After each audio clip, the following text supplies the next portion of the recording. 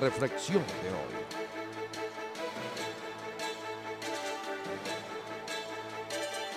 Amigos míos, yo quiero darle un poco continuidad a mi reflexión del día de ayer, que tiene que ver con las razones por las cuales los países progresan y las razones por las cuales los países se atrasan.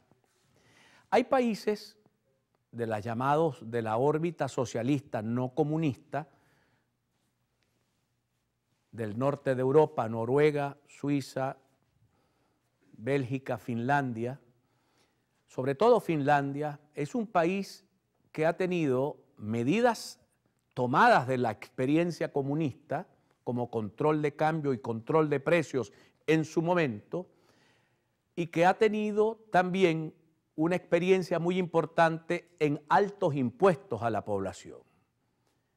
Aproximadamente el 50% del salario de un trabajador finlandés, la mitad del cheque tiene que dárselo al Estado. Pero ¿qué pasa con el trabajador finlandés?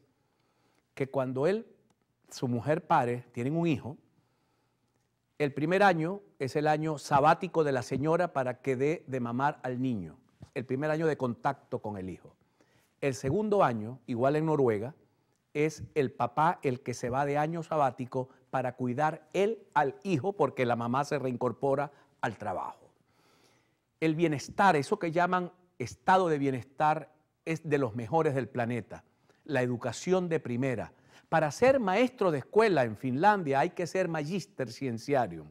Hay que tener uno de los más altos niveles en la educación universitaria, en la llamada cuarto nivel de educación.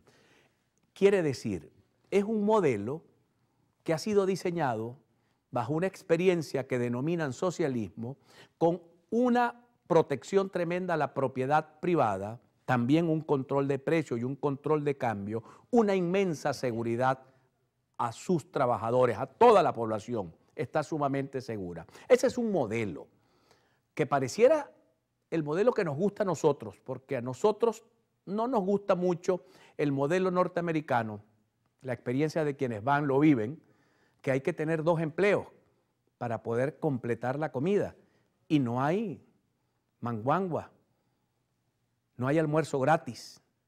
La gente trabaja de 8 a 12 y de 12:30 hasta las 4 y a las 6 pega en el siguiente empleo hasta las 2 de la mañana y las familias no se ven, las esposas y los esposos prácticamente no se ven porque pasan el día, sobre todo los inmigrantes venezolanos y los inmigrantes de cualquier tipo que tienen que cargar duro con la responsabilidad de salir adelante en un escenario que no es el propio, que no es su país, que no es su idioma, que no son sus costumbres. Pero lo que queda digamos, de moraleja de todo esto es que ningún país progresa con el Estado manejándolo todo. Cuando el Estado es dueño de las empresas, cuando el Estado es dueño de las fincas, cuando el Estado es dueño de los hoteles, cuando el Estado es dueño de las emisoras de radio, la experiencia es muy mala. No hay que descubrir el agua tibia para saber que ese modelo no le sirve a ninguna sociedad. A ninguna sociedad le sirve ese modelo. Pero el modelo que tampoco le sirve a la sociedad es el modelo de los flojos, el modelo español o el modelo puertorriqueño. ¿Sabía usted, por ejemplo, que en Puerto Rico llaman mantengo, el mantengo, a un importante sector de la población puertorriqueña que se queda sin empleo, el Estado le da bono de desempleo y no vuelven a buscar empleo nunca más? Y consiguen casas del gobierno y el gobierno les paga la electricidad. Bueno, ustedes van a Puerto Rico y aún a pesar de que está en la órbita norteamericana, es un pueblo subdesarrollado, las calles son sucias, la corrupción es muy elevada, porque finalmente todos se acostumbran a vivir de la teta del Estado, de la ubre del Estado.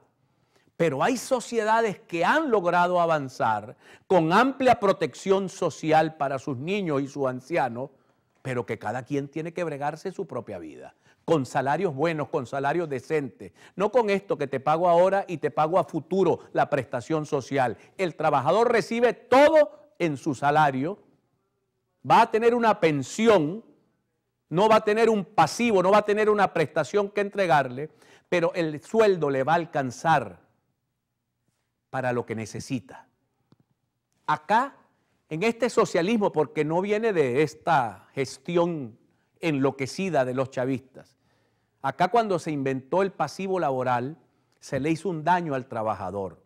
Las leyes laborales venezolanas son tan laxas que el trabajador puede decir, y hoy lo dicen, estoy en la cola comprando harina, no puedo ir. No consigo sencillo, no puedo ir.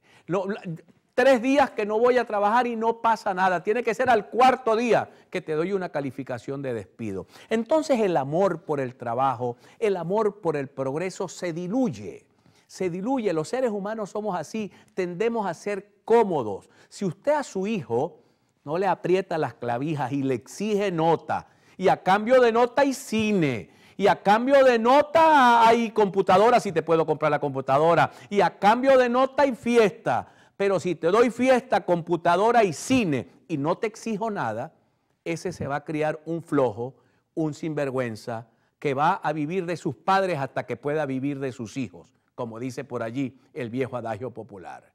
En las sociedades, si la gente se acostumbra a ganarse el pan con el sudor de su frente, y eso no significa sudor físico, significa estudio, significa disciplina, significa empeño, significa deseo por tener, y la sociedad tiene que permitirle a esa persona tener. Si un trabajador se quiere conseguir un segundo empleo y ahorrar su segundo empleo para comprarse un carro, él debe tener la posibilidad de conseguir el segundo empleo y con ese segundo empleo tener la capacidad económica para comprarse el segundo carro o para pagar la hipoteca de la casa o para pagar, por ejemplo, la educación de los hijos.